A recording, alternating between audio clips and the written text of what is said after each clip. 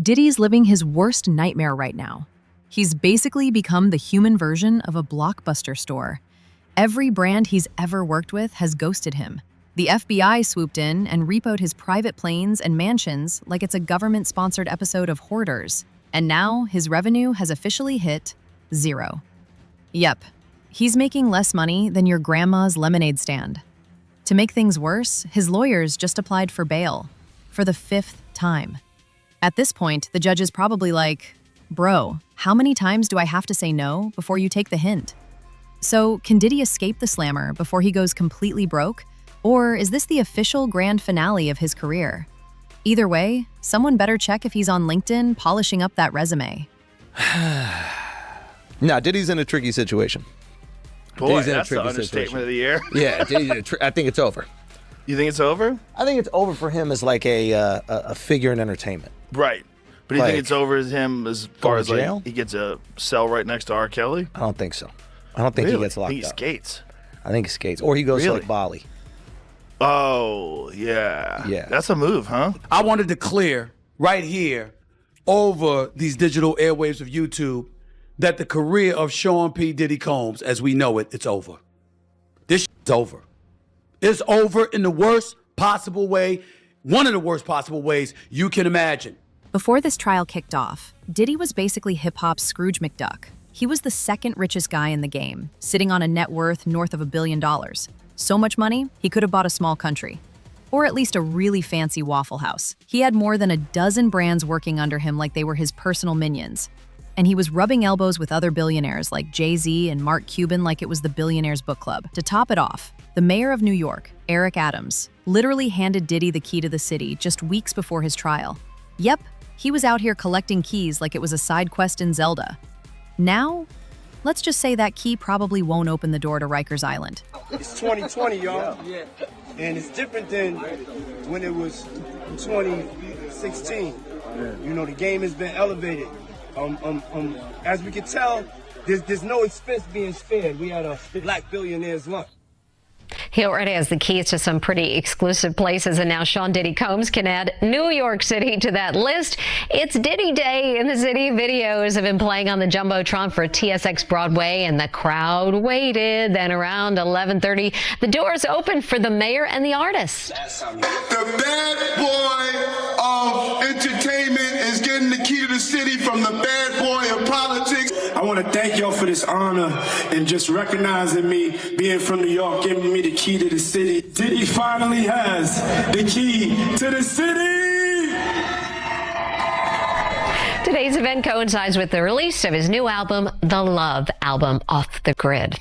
Diddy's empire isn't just crumbling, it's collapsing faster than a Jenga tower in an earthquake.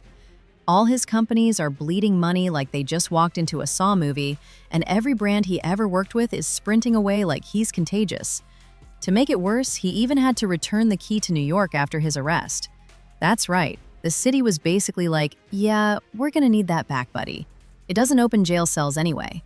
And those so-called best friends, they're ghosting him harder than an ex after you send a "you up" text. Everyone's suddenly too busy to be seen with him now. Because nothing ruins brunch like being associated with a billionaire in freefall. New tonight, Sean Diddy Combs returned his honorary key to the city at the request of Mayor Eric Adams. The Harlem native was awarded the key last September, but returned it on June 10th. All right, so let's get right into it. Check this out. This guy Diddy, when you look at his net worth, 2022, he's a billionaire. Oh, we hear it, we see it all over the place. Today, net worth roughly $300 million, $400 million. His net worth, if you look at it, was a lot of spirits. 70% was spirits, $700 million. $50 million was private investments. Then you see $75 million cash, $100 million real estate and collectibles, $75 million catalog and intellectual property. Go to it right now.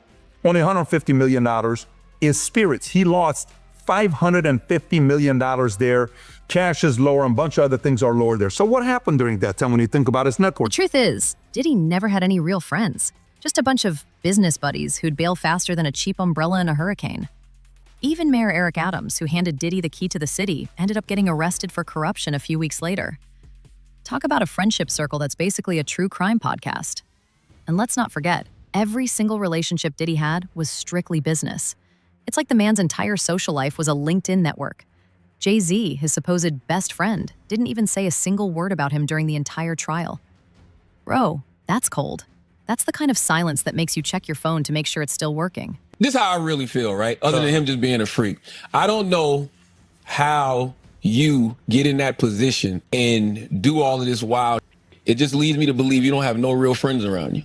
Well, Because if you're worth $1 billion and you're the guy that has all of these different people employed, like literally you're the reason all of this stuff is happening. All of these people have jobs. You mean to tell me not one person says, bro, you got to stop around with all these drugs. Bro, you got to stop around with all this alcohol. Bro, you need to stop around with all these girls. Bro, stop it with the prostitutes. Why do you have guns in the house with the serial number scratched off? Like nobody, not one person comes around and says, what the f*** are you doing? Big breaking news tonight. For the first time in the history of New York City, a sitting mayor has been indicted for crimes. ABC News reporting that Mayor Eric Adams has been indicted by a federal grand jury. We do not know yet the exact charges. Federal authorities have been investigating Adams and members of his staff, issuing subpoenas for documents and cell phones. Several members of administration have resigned, some of them also friends of Mayor Adams. Again, Eric Adams, the 110th mayor of New York, has been indicted by a federal grand jury. We'll have the latest online and tonight on Eyewitness News at 11. Diddy thought he was untouchable, like the final boss in a video game, and that his powerful friends would always bail him out. Back in 2007, he bagged a deal with liquor giant Diageo to push that fancy water vodka, Ciroc. That deal poured him over $400 million and catapulted him into billionaire status. But allegedly, Diddy tried to pull a Uno reverse card and cut Diageo out to fully take over Ciroc. That's when Diageo hit him with the corporate breakup of the century. A few months later, boom, Diddy's getting sued. Just a coincidence? Or the world's most expensive karma boomerang? I mean, for me, it kind of fit my brand. My brand, I was known as the king of celebration, the king of parties, and I wanted something that was luxurious and aspirational.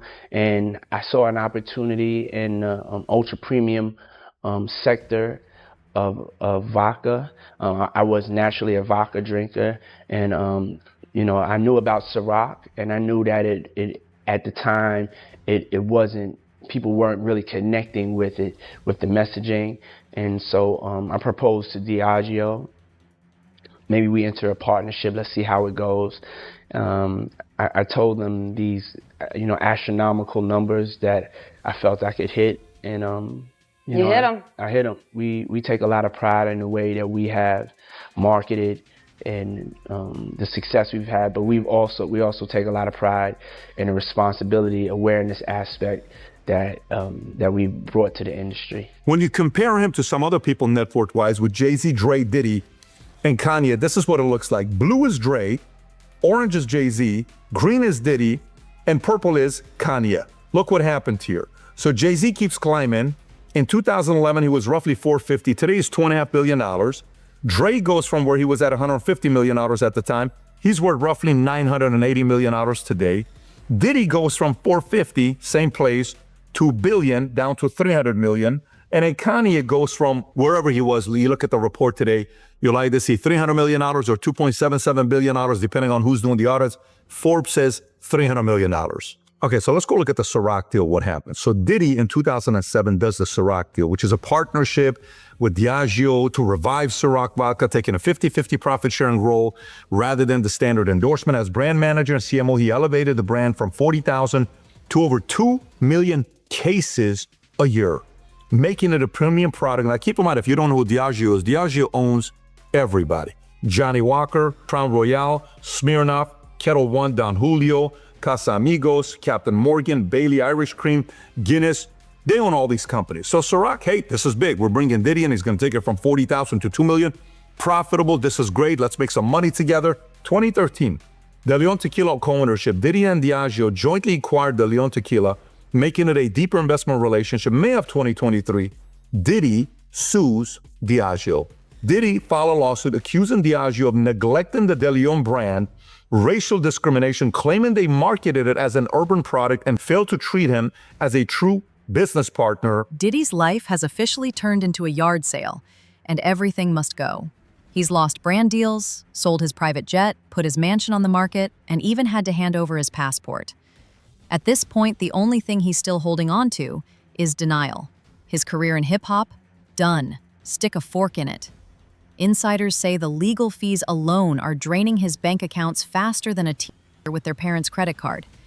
And with the FBI seizing his assets, Diddy doesn't even control his own money anymore. Imagine checking your balance and realizing the FBI is now your accountant. To make matters worse, Diddy used his personal mansion and plane while committing his crimes. Those planes, worth tens of millions, are now chilling in FBI custody.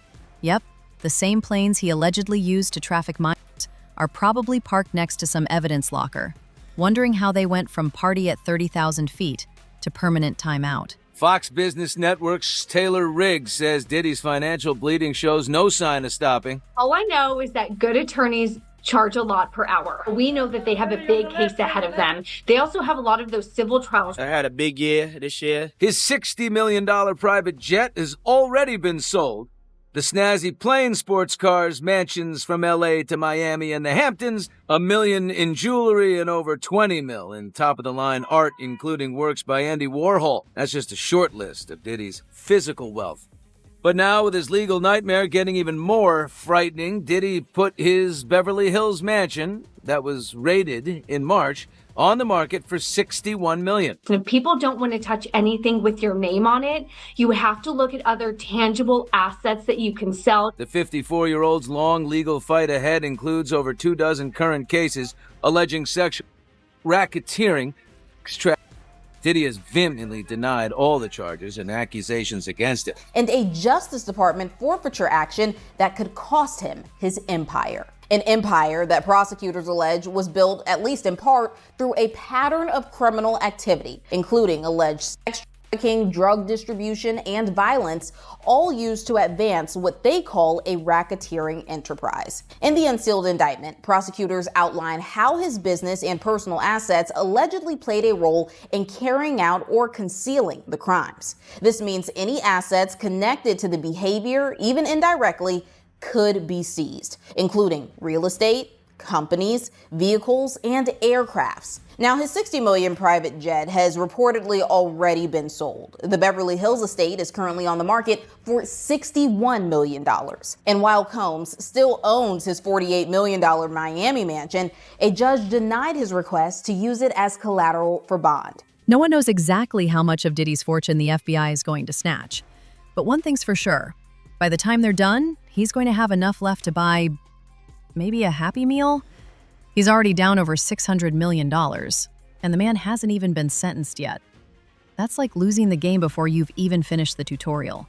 By the time Diddy gets out, his bank account is going to be emptier than a blockbuster on Netflix launch day.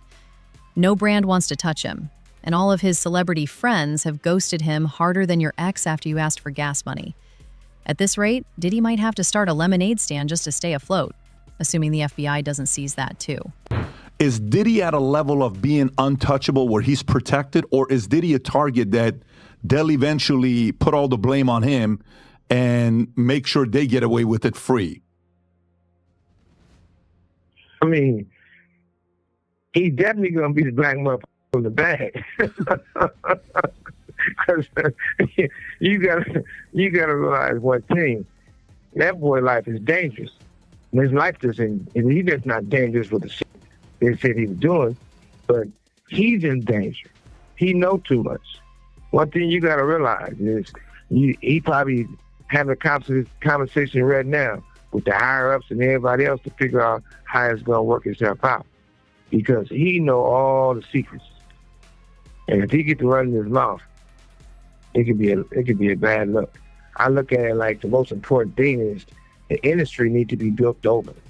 You have all these executives that's somebody was their father, their grandfather, or all these type of stuff, and they don't give people the opportunity to grow and learn.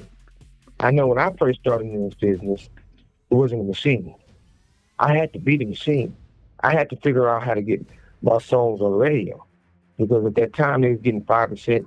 And they got 10%, those popping champagne bottles.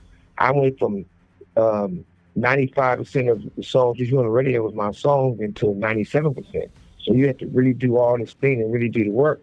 And once the work... The billion-dollar empire? Gone. The luxury lifestyle? Poof. The global influence? Evaporated faster than cheap cologne.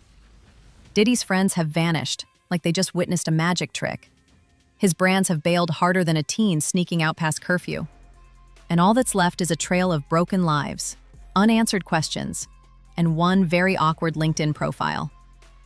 The fifth bail request, the $50 million pretty please offer, the sudden trip to rehab. It's all straight out of the same desperate script.